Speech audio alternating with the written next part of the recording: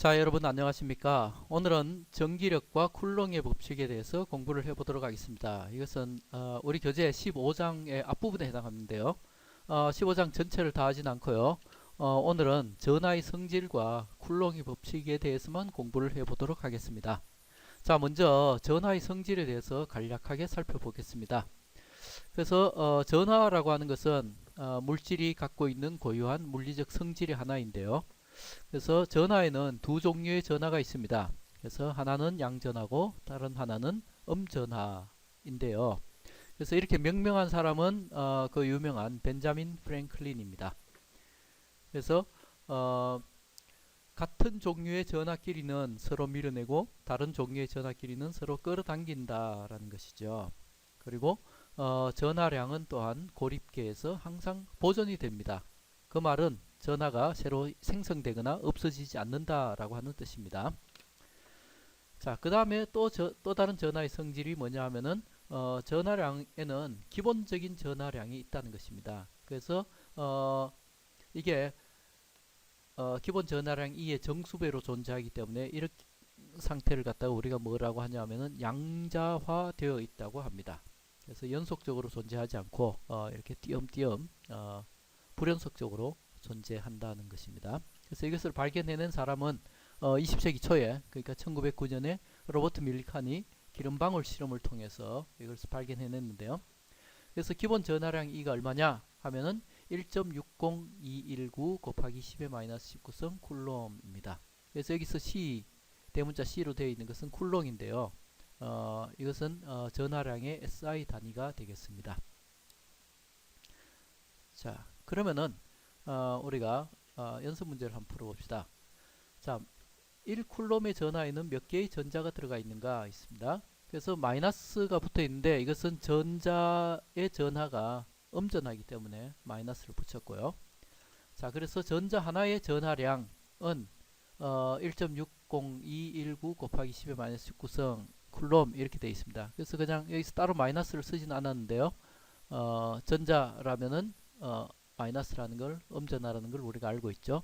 그 다음에 여기서 E라고 통상 우리가 부르는 것은 전하량의 크기, 플러스이건 마이너스이건 상관없이 크기를 나타내는 양이기 때문에 그렇습니다. 자, 그래서 1쿨롬에 몇 개의 전하가 들어가 있는가? 그래서 여기서 몇 개라고 하는 것이 바로 n이 되겠죠. 그죠? 그래서 n 곱하기 2 해서 1쿨롬이 되는 n을 구하면 되겠죠. 그래서 E는 위에 있는 걸 그대로 쓰면 아주 간단한 계산입니다. 그죠? 그래서 구해보면 6.24146 곱하기 10의 18성계가 되겠습니다. 그래서 10의 8성이 억이고요. 10의 12성이 조, 10의 16성이 경입니다. 그래서 이 말은 지금 600경계가 필요하다라는 것이죠. 자, 그러면은 우리가 쿨롱의 법칙에 대해서 공부를 해볼까요? 자, 1785년 쿨롱이 발견한 전기력의 성질인데요. 자, 한번 보시면은 먼저 1번 거리의 제곱에 반비례한다. 거리의 제곱에 반비례합니다. 거리에 반비례하는 것이 아니라. 그래서 거리가 2배가 되면 힘은 4분의 1로 줄어들겠죠. 거리가 3배가 되면 9분의 1로 줄어들 거고요. 그런 겁니다. 그 다음에 2번 보시면은 대전된 두 입자의 전하 크기 Q1과 Q2의 곱에 비례한다. 그래서 Q1과 Q2가 커지면 커질수록 전기력도 커지겠죠. 자, 그 다음에 두 전하의 부호가 반대이면 인력이 작용하고 두 전하의 부호가 같으면 청력이 작용한다.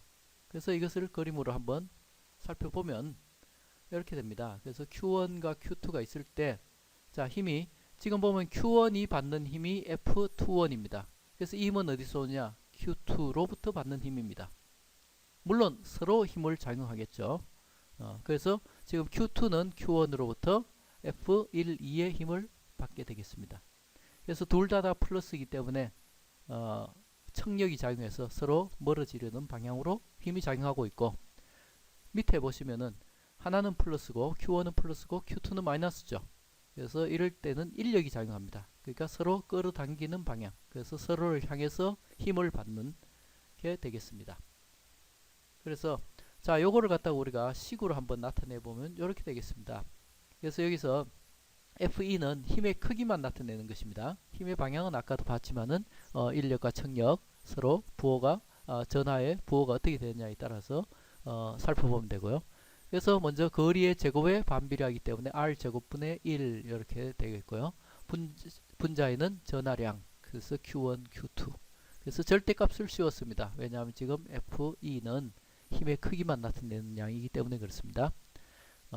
그래서 이것을 우리가 아까 봤던 그림하고 사실은 똑같은 그림입니다. 그죠? 그래서 전하가 같은 부호이면 힘은 청력, 반대 부호이면 힘은 인력이 작용하게 되겠죠.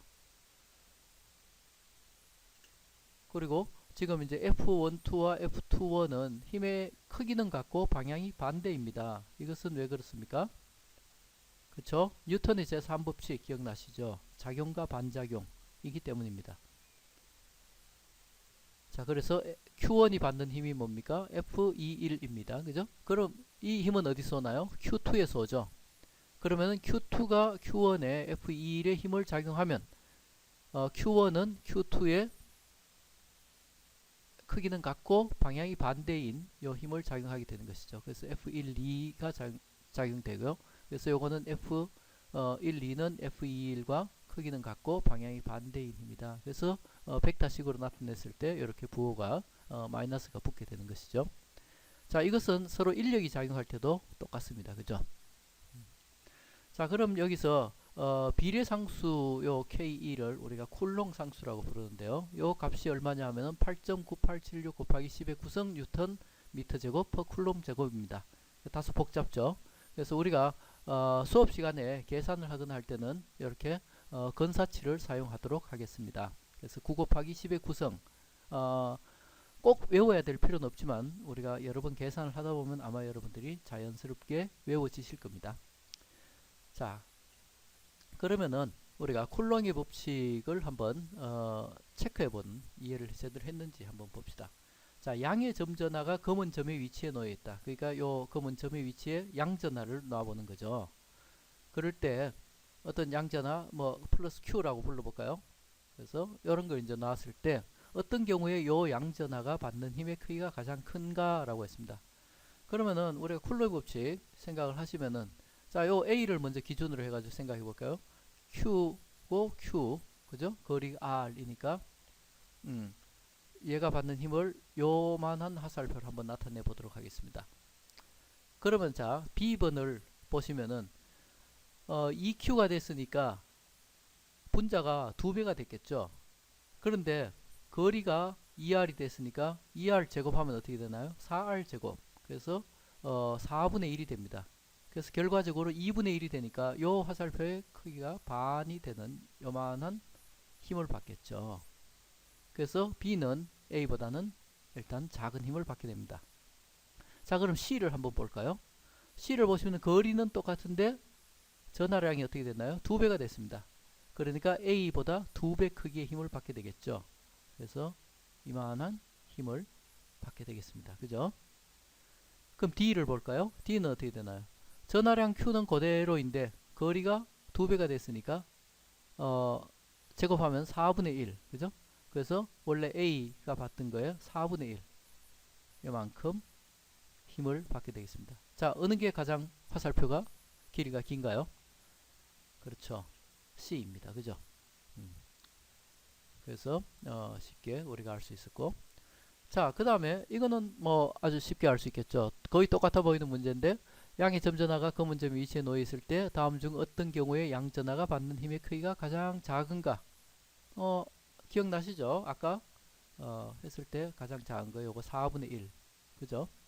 그래서 요것이 되고요. 자, 그럼 이제 계산을 한번 해보도록 할까요? 자, 플러스 2쿨롬의 전하와 마이너스 3쿨롬의 전하가 3m 떨어져 있다. 둘 사이에 작용하는 힘의 크기는 얼마인가? 그리고 두 전하는 어느 방향으로 힘을 받는가? 라고 했습니다. 자, 먼저 방향을 구하기는 쉽죠. 하나는 플러스고 하나는 마이너스니까 서로 인력이 작용하게 되겠습니다. 그죠? 그래서 서로에게 끌리는 방향으로 힘을 받게 되겠고요. 그럼 힘의 크기는 어떻게 되나요? 힘의 크기는 뭐 쿨럼의 법칙 공식을 쓰면 되겠죠. 그죠? 그래서 K 곱하기 R 제곱분의 Q1, Q2 쓰면 됩니다. 그래서 여기다 대입하면 되니까요. 대입해 볼까요? 여기 아까 9 곱하기 10의 구성으로 쓰기로 했죠. 그죠? 그래서 3m인데 제곱입니다. 그죠? 요거 제곱하는 거 잊지 마십시오. 그 다음에 2쿨롬 곱하기 3쿨롬. 그래서 구하면은 6 곱하기 10의 구성 뉴턴의 힘을 받게 되겠습니다. 그리고 두 전하는 서로 반대 부호이므로 인력을 받게 된다 하는 것입니다. 자, 또 다른 문제를 한번 풀어볼까요? 자, 똑같이 대전된 두 점 전하가 5cm 떨어져서 3.6N의 힘을 서로 가하고 있다. 각 구의 전하는 얼마인가 했습니다. 자, 역시 쿨럼의 법칙을 쓰면 되겠죠. 그래서 먼저 보시면은 쿨럼의 법칙이 요거인데, 자, 9 곱하기 10의 구성 곱하기 5cm니까 5 곱하기 10의 마이너스 2성의 제곱, 그죠? 요거 잊어먹으시면 안 됩니다. 그 다음에 똑같이 대전됐으니까 둘 다 Q라고 보면 Q 곱하기 Q, 그래서 Q 제곱이라고 나타냈습니다. 그래서 이렇게 하면 그게 얼마라고요? 그래서 3.6N입니다. 그래서 이 식을 Q에 대해서 풀면 되겠죠. 자, 먼저 Q 제곱에 대해서 풀면 어떻게 되나요? 약간의 계산을 거치면 10의 마이너스 12성입니다. Q 제곱이 10의 마이너스 12성이죠. 그러면 Q는 얼마일까요? 그렇죠. 10의 마이너스 6성 쿨롬입니다. 그래서 10의 마이너스 6성이 사실은 마이크로이기 때문에 1 마이크로 쿨롬이라고도 할 수 있습니다. 자, 1 마이크로 이렇게 쓰는 거 아시죠? 그 다음에 1 마이크로 쿨롬 이렇게 써도 무방하다는 거. 자, 그 다음에 보실 것은 중첩의 원리입니다. 그래서 중첩의 원리가 뭐냐 하면은, 자, 아까 우리가 두 점전하 사이에 작용하는 힘을 배웠는데요. 그럼 전하가 셋 이상 있을 경우에 어떻게 하느냐? 전혀 걱정할 필요가 없습니다. 전하가 셋 이상인 경우에는 어느 한 전하에 미치는 힘은 각 전하상에 의해 작용하는 힘의 벡터 합이다. 이 말이 무슨 말이냐? 자, 예를 봅시다. 자, 여기에 이제 Q1, Q2, Q3가 있습니다. 그래서 지금 Q1이 Q3에 이런 청력을 미칠 것입니다. 그죠? 그 다음에 Q2는 Q3에 인력을 미치겠죠.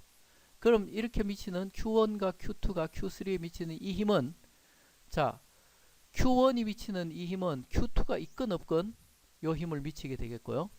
그 다음에 Q2가 Q3에 미치는 요 힘은 Q1이 있건 없건 요 힘을 미치게 됩니다. 그래서 중첩의 원리라는 것은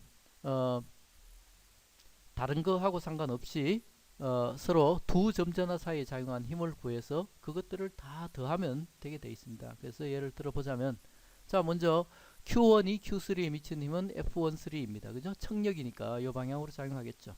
그 다음에 Q2는 인력이 작용하니까 F23의 힘을 Q3에 미칩니다. 그러면 Q3가 받는 힘은 이 두 힘의 합력이 되겠습니다. 그래서 Q3가 받는 R자 힘은 이 두 힘의 합력, 그죠? 평행사변형법으로 이렇게 더하면 되겠죠. 그죠? 그래서 요 힘을 받게 된다 하는 것입니다. 그러면은, 자, 중첩의 원리 제대로 이해했는지 한번 예를 들어서 체크를 해볼까요? 자, 다음 그림에서 모든 전하들은 같은 크기의 전하량을 가지고 있다. 그래서 여기 보시면은 플러스 마이너스로 표시되어 있는데, 하나는 양이고 하나는 음이라도 어쨌든 크기는 똑같은 전하량을 가지고 있습니다. 그랬을 때 검은 점의 위치에 양전하를 놨을 때, 자, 이게 양전하입니다. 양전하를 놨을 때 어떤 경우에 가장 큰 힘을 받는가 하는 것입니다. 그래서 이걸 보시면 먼저 A의 경우를 볼까요? A의 경우는 지금 거리가 2배가 되어 있습니다. 그죠? 그래서 자, 이 음전하가 작용하는 힘을 이렇게 이야기하자면은, 얘는 거리가 2배이기 때문에 음전하가 작용한 힘의 4분의 1 크기의 힘을 작용하겠죠. 그래서 결국 R자 힘은 4분의 3 크기의 힘입니다. 그죠? 4분의 3 크기의 힘이 되겠죠. 그럼 B번 경우에 볼까요? B번 경우는 힘의 방향이 뒤집어졌을 뿐 위의 상황이랑 똑같죠. 그래서 이 힘이 되고 결국 여기도 4분의 3이 됩니다. 그죠? 그 다음에 C의 경우를 볼까요? 자, 둘 다 플러스죠. 그래서 C는 하나에 의해서는 이만큼 힘을 받고 1의 힘을 받는다면 요 먼 쪽에서는 4분의 1의 힘을 받게 되겠습니다. 그럼 둘이 합하면 얼마인가요? 그렇죠. 4분의 5가 됩니다. 그죠? 4분의 5 크기의 힘을 받게 되겠습니다. 그 다음 D를 볼까요? D는 어떻게 되나? 얘는 이쪽으로 끌어당기고 오른쪽에 있는 놈은 또 오른쪽으로 끌어당기고 두 힘을 합하면 0이 되겠죠. 그래서 R자 힘이 0이 됩니다. 그래서 어느 게 가장 큰가요? 그렇죠. C입니다. 그죠? 자, 그래서 오늘은 쿨러의 법칙과 전하의 성질에 대해서 살펴봤는데 한번 정리를 해보도록 하겠습니다. 먼저 그렇죠. 두 종류의 전하가 존재하고 각각을 양전하와 음전하라고 명령한다 그랬습니다. 그 다음에 같은 종류의 전하끼리는 서로 밀어내고 다른 종류의 전하끼리는 서로 당긴다. 그 다음에 전하량은 기본 전하량이 존재한다. 그래서 불연속적인 우리가 전하를 갖게 됩니다. 그래서 그것을 양자화되어 있다라고 말을 하고 그 기본 전하량이 얼마냐? 1.60219 곱하기 10의 마이너스 19성 쿨롬이다 하는 것입니다. 자, 그 다음에 쿨롱의 법칙 배웠죠. 그죠? 그래서 전기력은 거리의 제곱에 반비례하고 전하의 크기 Q1과 Q2의 곱에 비례하고 그 다음에 두 전하의 부호가 반대이면 인력, 같으면 청력이 작용한다 까지 배웠습니다. 그죠? 자, 뭐 오늘은 여기까지 하도록 하겠습니다. 수고 많이 하셨습니다. 감사합니다.